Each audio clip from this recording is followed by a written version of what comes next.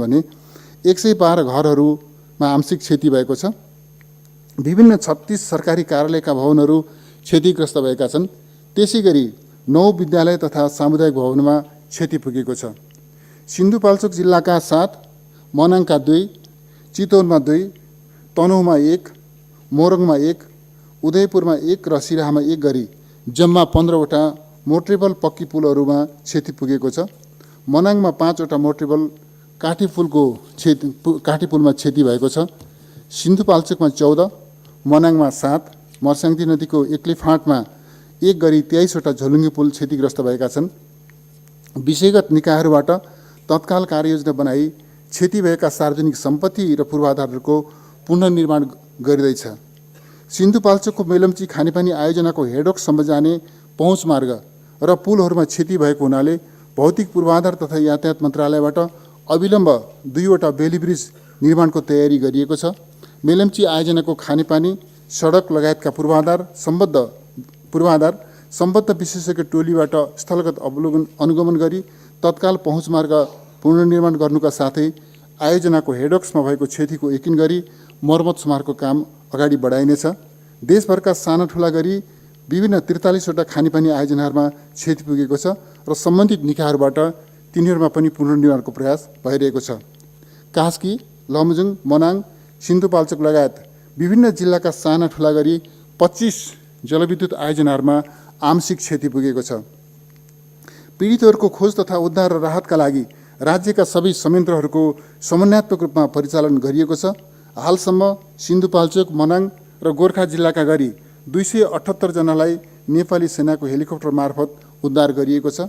सिन्धुपाल्चोक, मनाङ, दाङ, बारा, धनुषा, सुनसरी, पर्सा, चितवन लगायतका जिल्लाहरूका 2000 भन्दा बढीलाई अन्य माध्यमबाट उद्धार गरी सुरक्षित स्थानमा सारिएको छ।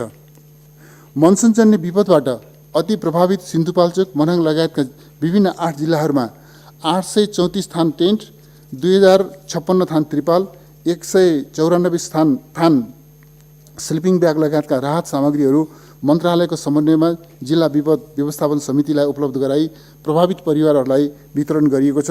त्यसैगरी जिल्ला विपद व्यवस्थापन समितिहरूले स्थानीय तह र अन्य सङ्घ संस्थासँग समन्वय गरी प्रभावितहरूलाई राहतको प्रबन्ध गरिरहेका छन्। खोज तथा उद्धारका लागि जोखिम सम्भावित क्षेत्र नजिकका सुरक्षा इकाइहरूमा सुरक्षाकर्मीहरूलाई तैनाथ गरिएको छ।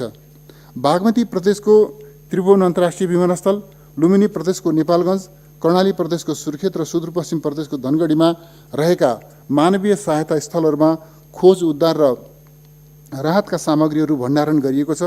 त्यसैगरी प्रदेश 1 को इनरुवा, बागमती प्रदेशको हेटौडा, गण्डकी प्रदेशको पोखरा र लुम्बिनी प्रदेशको बुटवलमा रहेका प्रादेशिक विपद गोदाम घरहरूमा समेत राहत सामग्रीहरू भण्डारण गरिराखिएको छ। खोज, उद्धार र राहतका लागि केन्द्रीय विपद व्यवस्थापन कोष तथा जिल्ला विपद व्यवस्थापन कोषहरूमा आवश्यक रकम मौजदात राखी परिचालनको व्यवस्था मिलाइएको छ। मनसुनजन्य विपदबाट घरबारविहीन भएकाहरूको निजी आवासको पुनर्निर्माणका लागि विपद प्रभावित निजी आवास पुनर्निर्माण तथा पुनर्स्थापना अनुदान कार्यविधि 2077 बमोजिम मनसुनजन्य विपदका कारण घरबार गुमाएकाहरूलाई घर पुनर्निर्माण गर्न अनुदान उपलब्ध गराउने व्यवस्था गरिएको छ। गत वर्षको मनसुनबाट क्षति भएका विभिन्न जिल्लाका 3949 लाभग्राही परिवारहरूलाई पहिलो किस्ता बापत प्रति परिवार रु 50,000 को दरले कुल रु 19 करोड 97 लाख अनुदान प्रदान गरी पुनर्निर्माणको काम सुरु गरिएको छ।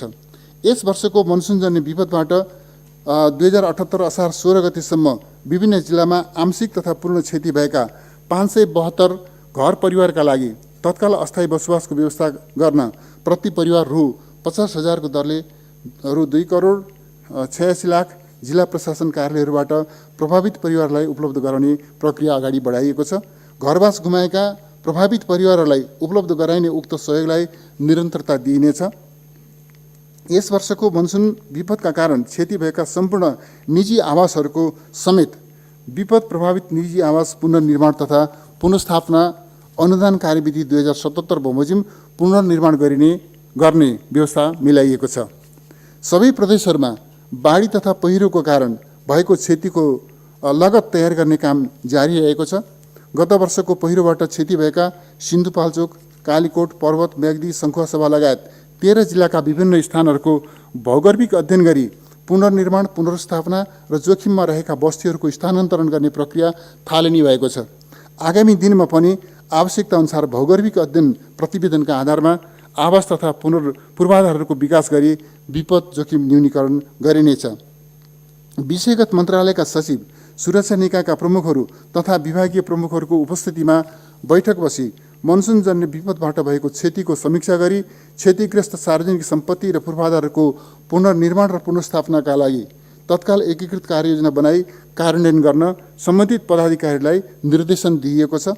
अवरुद्ध राजमार्ग, खानेपानी, विद्युत, सञ्चार लगायतका अन्य सेवाहरू सरकारवाला निकायहरूको समन्वयमा तत्काल सुचारू गर्न प्रबन्ध मिलाइएको छ। विपदका घटना, सोबाट भएको क्षति, खोज, उद्धार तथा राहतको विवरण हरेक दिन सार्वजनिक गर्ने प्रबन्ध समेत मिलाइएको छ। धन्यवाद। सम्माननीय अध्यक्षज्यू, माननीयजीहरूले व्यक्त गर्नुभएको जिज्ञासा, सुझाव र प्रश्नहरूका प्रति सबैभन्दा पहिला म हार्दिक धन्यवाद ज्ञापन गर्न चाहन्छु।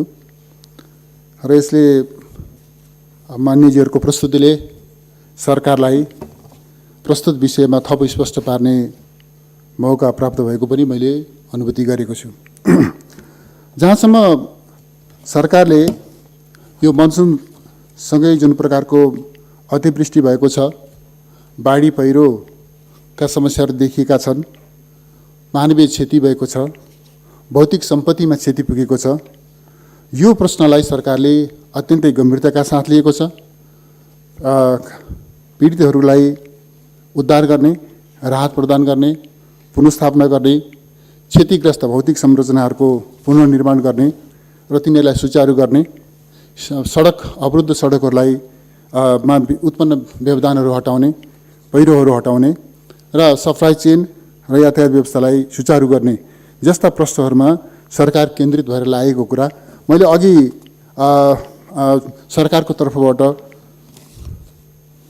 मैले वक्तव्य राखिरहँदा समस्याको मात्रै चर्चा गरिन, सरकारले के प्रयास गर्दैछ, कसरी यो समस्यालाई कसरी गम्भीरताका साथ लिएको छ, समाधानका निम्ति कस्तो एउटा समन्वयात्मक प्रयासहरू गरिएको छ भन्ने सम्बन्धमा पनि मैले अवगत गराएको थिएँ।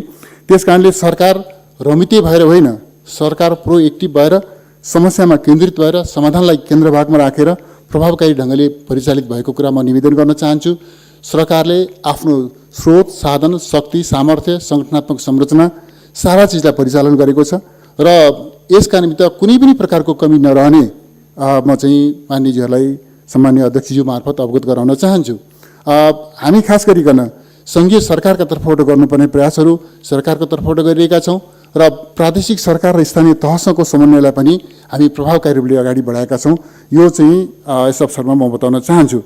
त्यस कारणले जहाँसम्म यो चाहिँ राहतमा, पुनर्स्थापनामा यस्ता विषयहरूमा पनि राजनीति भयो कि भन्ने जुन यहाँहरूले टिप्पणी गर्नुभएको छ माननीयजीहरूले, म स्पष्ट गर्न चाहन्छु, सरकार मानवीय प्रश्नमा राजनीति गर्न चाहँदैन।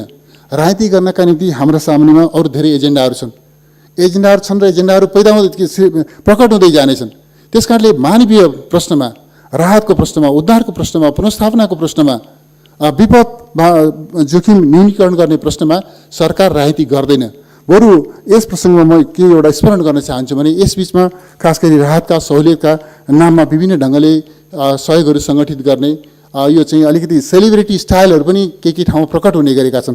यो अवस्थालाई दृष्टिगत गरिकन सरकारले के प्रबन्ध गरेको छ भने अब हामीले सरकारको तर्फबाट हुने राहतलाई, सहयोगलाई हामी एउटा केन्द्रीकृत र एकीकृत योजना अन्तर्गत डिस्ट्रिब्युट गर्छौँ र स्वैच्छिक ढङ्गले राहतमा सहयोगमा चाहिँ सहभागी बन्न चाहने महानुभावहरूको सहयोगलाई पनि एउटा वान डोर सिस्टमबाट, खास गरी जिल्लाका प्रशासन प्रमुखबाट सिडिओ कार्यालय मार्फत चाहिँ हामीले राहतका सहुलियतका अरू कसैले त्यस ढङ्गले गर्न चाहनुहुन्छ भने त्यो सिस्टमबाट वितरण गर्ने त्यो प्रणाली पनि हामीले विकसित गरिरहेका छौँ। त्यसकारण सरकार प्यासिभ होइन, एक्टिभ छ र प्रोएक्टिभ छ र यो राजनीति गर्ने होइन, यो मानवीय प्रश्न हो र यो राजनीतिको प्रश्न होइन, सरकारको सर्वोच्च प्राथमिकताको प्रश्न हो र यो यस्तो खालको प्राकृतिक विपदका विरुद्धमा जुझिरहँदाखेरि सरकारले कुनै आस्थाको आधारमा होइन, आफ्नो चाहिँ एउटा कर्तव्यको मानवीय दृष्टिकोणले र एउटा कर्तव्य निर्वाहको दृष्टिकोणले अग्रभागमा रहेर भूमिका निर्वाह गर्छ। त्यसै गरी यो काम गरिरहेको छ भन्ने कुरा म यस अवसरमा राख्न चाहन्छु।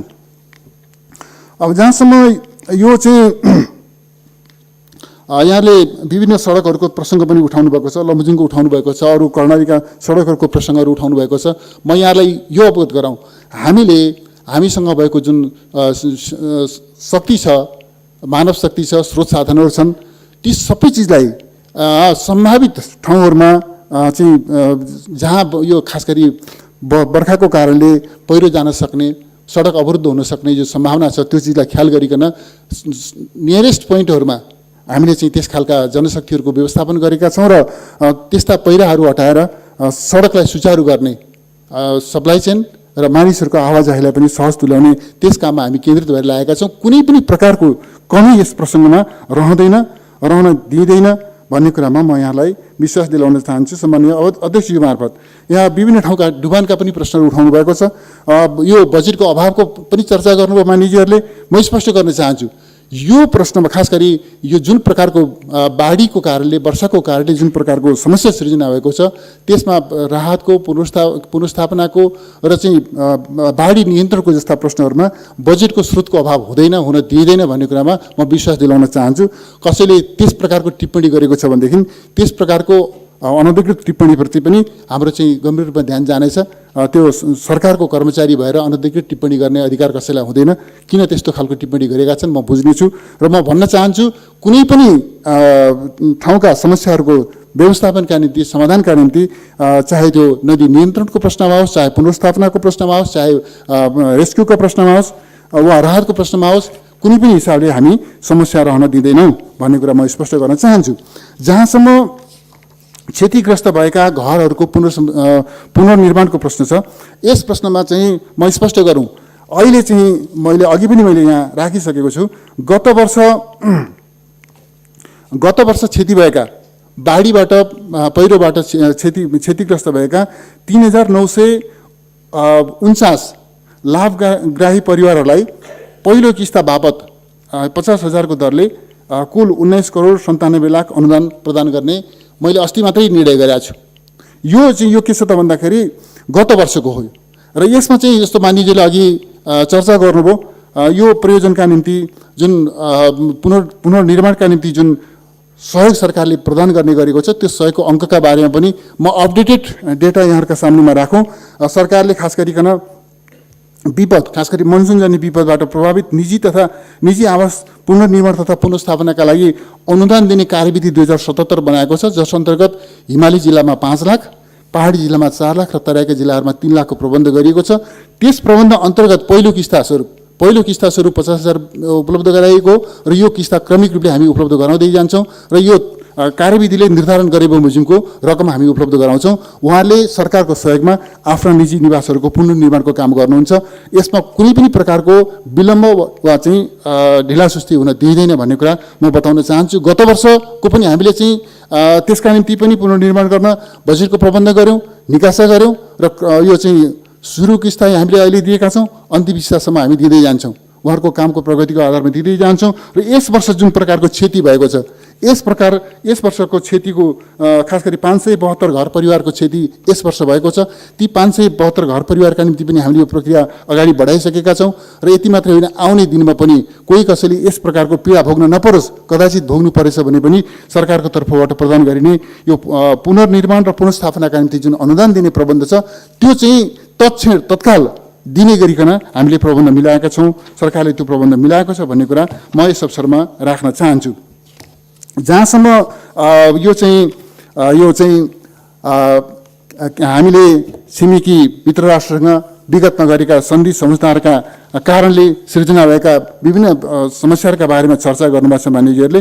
म के स्पष्ट गरौँ भनेदेखि विरासतले हामीलाई केही अभिभावक, केही जिम्मेवारी, केही छोडेर गएको छ। ती चिजहरू का निमित्त हामीले चाहिँ एउटा सुसङ्गत सोचका साथमा त्यस्ता समस्याहरूको समाधान गर्ने त्यस खालको पहल कदमी लिनुपर्छ र खास गरिकन हामी के स्पष्ट गर्न चाहन्छ, सरकार के स्पष्ट गर्न चाहन्छ भने नेपाल मा चाहिँ खास गरिकन डुबानको समस्यालाई स्थायी रूपमा समाधान गर्नका निम्ति सरकारले द्विपक्षीय संवादका अनेकन प्रयासहरू पनि गरिरहेको छ। हाम्रा केही मेकानिजमहरू पनि छन् र तिनीहरूका बिचमा पनि छलफल जारी छ। त्यसकारणले नेपाल कुनै पनि भौतिक संरचनाको कारणले डुबानमा नपरोस्, नदी प्रणालीहरूको निर्वाध प्रवाहमा व्यवधान भएर नेपाली बस्तीहरू डुबानमा पर्ने र त्यस प्रकारको क्षति बिहोर्ने स्थिति नरहोस् भन्नका निम्ति सरकारले आफ्नो तर्फबाट गर्ने कुनै पनि प्रयासहरूमा कुनै पनि प्रकारको कमी रहन दिएको छैन र दिँदैन भन्ने कुरा म स्पष्ट गर्न चाहन्छु।